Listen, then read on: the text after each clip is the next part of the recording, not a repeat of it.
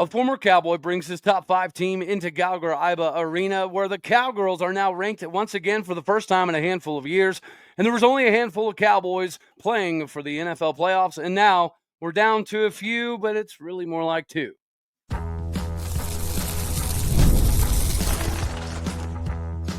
You are Locked On Oklahoma State, your daily podcast on the Oklahoma State Cowboys, part of the Locked On Podcast Network, your team every day. Howdy, y'all, and hello, all. Welcome back to Locked On Oklahoma State, your daily stop for all things Cowboy and Cowgirl related. My name is Cody Stovall. I want to thank you kindly for stopping by to make this your first listen. We're available on all of your podcasting platforms, visually as well on YouTube. Find me personally on X at All Day O State. Today, we're partially brought to you by GameTime. Download the GameTime app, create an account, and use a code LOCKEDONCallers for $20 off your first purchase. Get the best tickets in the land with GameTime.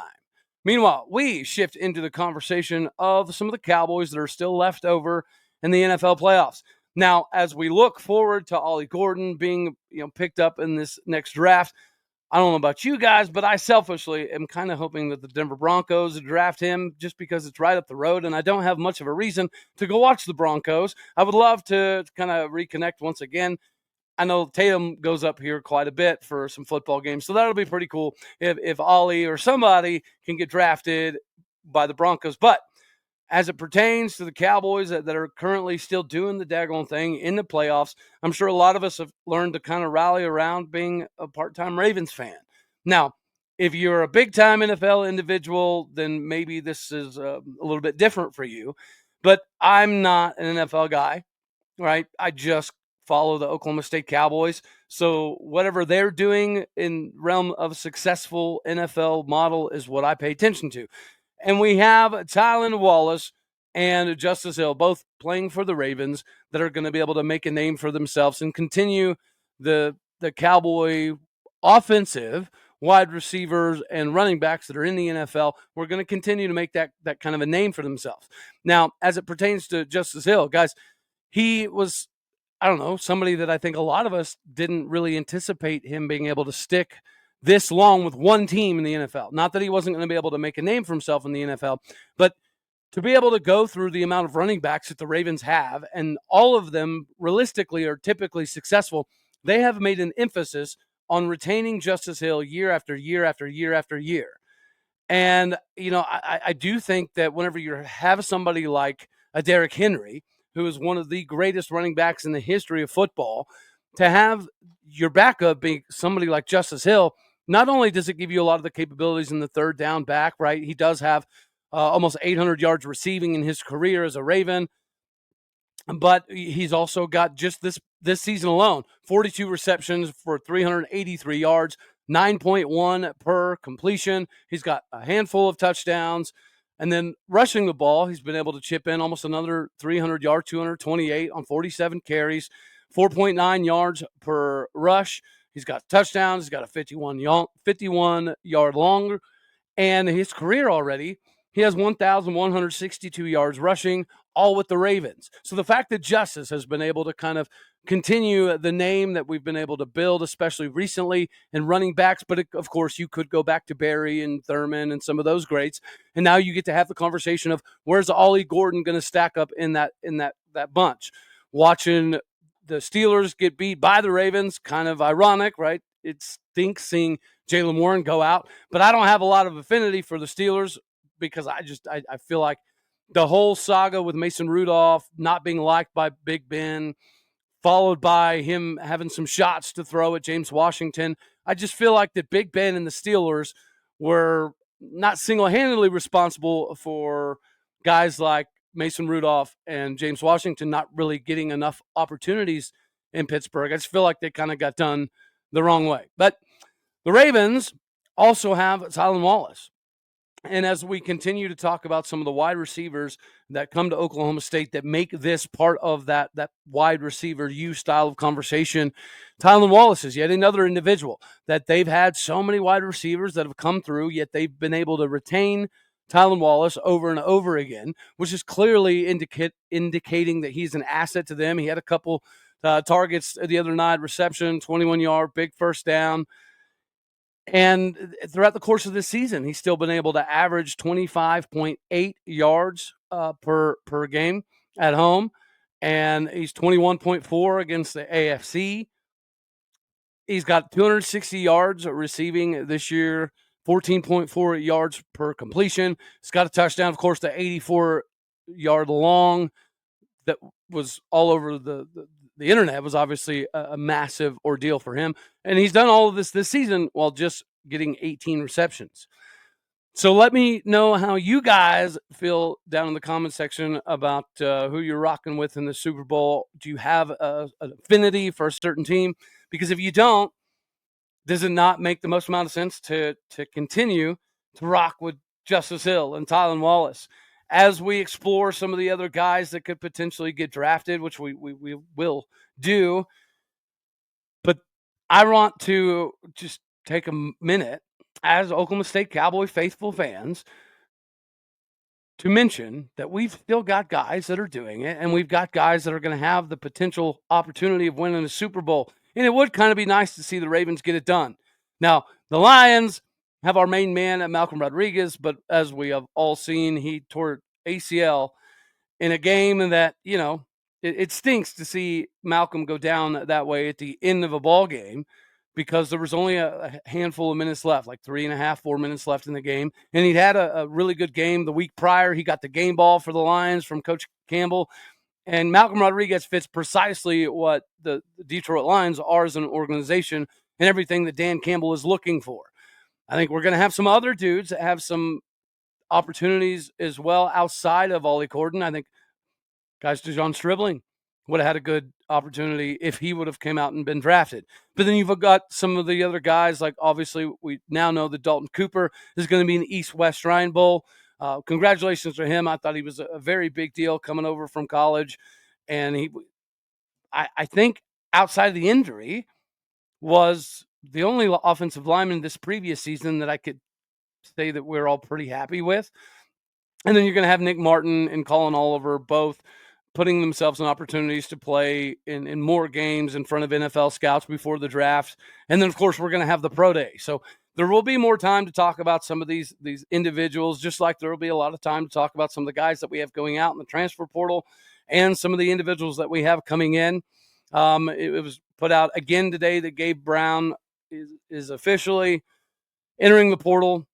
And, it stinks seeing Silver High guys leave Oklahoma State, but at the same time, a decent number of these dudes have been able to bide their time, put in the work. So it will be nice to see them get opportunities as well. Just like it'll be nice for you to get in on some opportunities also.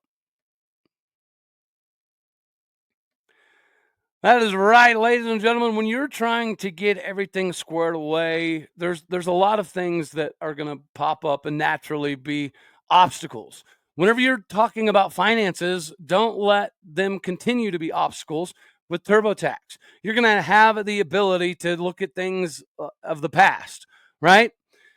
Taxes used to be dealing with piles of paperwork and frustrating forms over and over, and then waiting and wondering and worrying what you're going to get back, if you're going to get anything back, or if you're going to owe. Well, now Taxes is easily uploading your forms to TurboTax experts who are matched with your unique tax situation. An expert who is backed by the latest technology, which cross-checks millions of data points for 100% accuracy. While they work on your taxes, you get real-time updates on their progress, and you'll get the most money back guaranteed, all while you go about your day as normal. No stressing, no worrying, no waiting. This is taxes done right with Intuit TurboTax. Get an expert now at TurboTax.com. This is available with TurboTax Full Live Service. Real-time updates only in iOS mobile app. See guarantee detail at TurboTax.com/guarantee. Make sure you go to TurboTax.com today, because you don't need to be worrying about taxes unnecessarily. Let the experts do that with you and for you.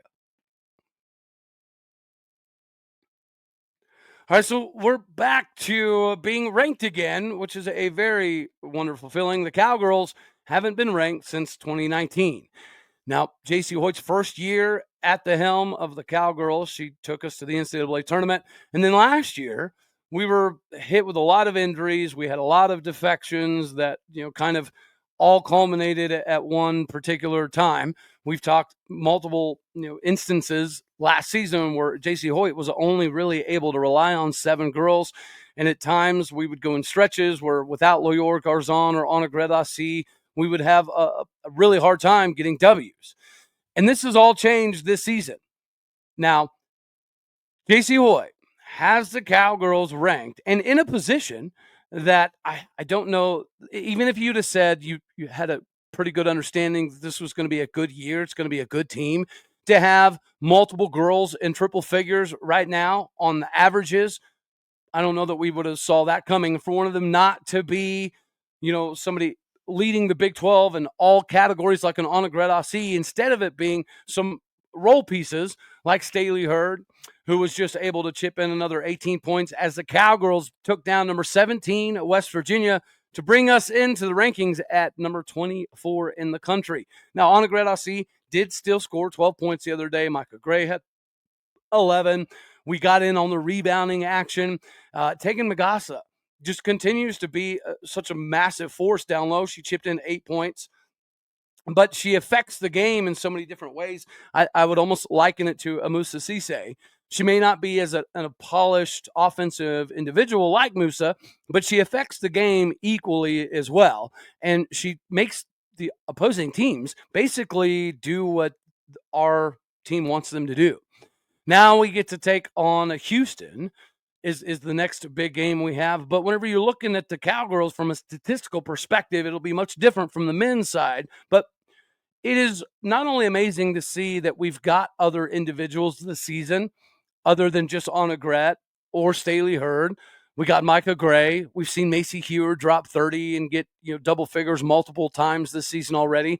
But as a whole, this almost looks like it's going to come down to Oklahoma State, Kansas State, because those are the top 2 teams in the conference offensively. And then Kansas State's number 1 in the conference defensively. We're number 4. Kansas State's number 1 in the margins of victory. We're number 4. And then when you go to the field goal percentages, K-State's number 1, Oklahoma State's number 2. Defensively, K-State's number 1, Oklahoma State's number 2. Then you go to three-pointers. K-State's number 1, Oklahoma State's number 2. Opponents' three-pointers. K-State's number 1, Oklahoma State's number 2. I'm not saying that it's just going to be a de facto Oklahoma State, Kansas State, but if you're going off of the leaders from most of the categories, it's going to be Oklahoma State. Now, here I think is an area where we're going to have an advantage because we were able to beat Baylor, and Baylor's the number 1 rebounding team in the conference by a fairly decent margin. We're right there next to Baylor, ahead of Kansas State. And when you're talking about opponents' reboundings, we're going to be right there. Team defensive rebounds, they're number 1, we're number 2. This is setting up for an epic matchup. I believe February 8th is that game. And whenever you're talking about this particular Cowgirl ball club, it is considerably different than the team 2 years ago that made the tournament. There's absolutely no comparison whatsoever to last season, so we're not even going to entertain that. But from a women's basketball perspective, in the Big 12, Oklahoma State has clearly ascended to the top of the conference, and it appears as though we're on a collision course with Kansas State, and I'm pretty sure that was February 8th. That's going to be that game. So if you haven't got out to Gallagher Iba to check out the Cowgirls, we are ranked for the first time since 2019. This is a team that is poised to make a legitimate run at a Big 12 title. And, of course, what we're able to do in March is going to be just a cherry on top of the season that we've already had. This is a very upperclassman-led team, as is the men's squad. So we're going to have to pay attention to some of the recruiting. But we've seen Jaden Wooten. Talk about a freshman that is able to capitalize on the minutes she gets right away. It's absolutely phenomenal. So if we get more of that and we're able to continue to capitalize on recruiting, there's really no end to what Jacie Hoyt and the Cowgirls can not only do this season, but to continue to do. Now, Steve Lutz is not having it as well as the Cowgirls. Took down West Virginia 64-57. The Cowboys got beat up and down the floor by a very average Utah squad. And the difficulty here is because this is a winnable game, right? As it pertains to games in the Big 12, there's going to be a decent number that are not exactly winnable. Whenever you shoot the way that we do, or lack thereof, you've got to be able to win the games that you know you can get. And Utah's was struggling coming into this game. When you talk to or listen to some of the pregame stuff, it just didn't really feel like Utah was going to have the ability to beat us. But they did, and they did it very convincingly. They got out on us early, and they didn't really ever relinquish the lead because we lost 62-83. Getting beat like that is starting to become normal, right? And that's the biggest issue. I made a joke the other day that somewhere, right, Mike Boynton is secretly giggling, smiling, laughing, call it what you want to call it. We cannot shoot. And we knew that in the recruiting transfer stuff, that we weren't going after a lot of shooters. We were going after a lot of defensive guys. So I think a lot of us anticipated us not being super good in the scoring department, but we just talked about the Cowgirls and Kansas State are like 1-2, 1-2, 1-2, 1-4, 1-3, 1-2, all over across the Big 12 when you go over the team statistics. Oklahoma State is 14th in the conference in offense, or 15th in defense. We are 16th, dead last in margins. Let's see. We give up. Well, we're dead last in the country in the opponent's field goal percentage. We're second to last in the Big 12 and getting shots up. 3-pointers, we probably shoot a lot, but we don't make very many. Yeah, we're dead last. We're 16th place. Opponents, hey, we're not letting teams get off a bunch of threes. That's good, right? We're 14th. And then our threes made, we're dead last in the conference. So it's just accentuating what we can already see. And that is a team that has so many offensive limitations that it's starting to become harder to find bright points. Now, when Abu puts up 27 points in 29 minutes, that equals a W. But whether it's Marcellus Chichi Avery or Bryce Thompson or Abu Usman, we're going to have to be relying on somebody putting up 30 points offensively for us to have an opportunity. Now, here is the frustration. Is we knew we weren't going to be all that great offensively. It appears as though in the beginning, and from everything we do know about Steve Lutz, that we should have been able to do quite a bit in the defensive categories, and we're not. We're not defensively holding people. Rebounds were 13th. Offensive rebounds were 4th. That's probably the best thing we're doing this season. But it's effort is there. The tenacity, it's there. The respecting of the floor in Galgaraiba, it's there. I just think we have to be kind of patient. It's not fun, but it is what we thought it was going to be. We were going to be a defensive-led team that struggled offensively, that knew occasionally we were going to get hot enough to be competitive. I don't know what the fix is. I mean, you have to get shooters, obviously. But other than that, just being gym rats is not working. And it is frustrating because we did keep one of the best three-point shooters in Oklahoma State history on roster, yet we still have some of the same limitations. So I don't care what our offense looks like, all right? But defensively, we need to do what we thought we were going to be, which is a crazy team that forces a lot of turnovers, that causes so much chaos and havoc and pressure that you create mismatches or you create opportunities to get more points off of turnovers. That's another thing. We get a lot of turnovers, but we don't get very many points off of them. So it's almost a redundancy. The fact that we're good at getting turnovers if we don't turn those into points, and that is the same problem. Just like free throws. They're a little bit better, but not much. free throw shooting and three-point shooting and shooting as a collective whole, maybe we're just cursed. I don't know. Because we knew what we were going to get in Lutz, but even that, the defensive hustle, diving for loose balls and making people bloody, we haven't, I don't know. I don't know that we've seen enough of it. I don't say we haven't seen enough of Lutz yet either, though. So there's that.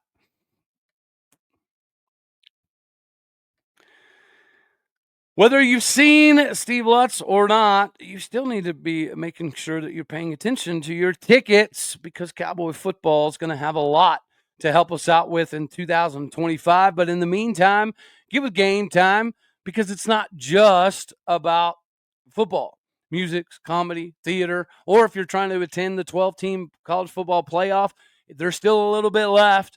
You can remember the excitement from past playoff games and what this playoff has already been given us.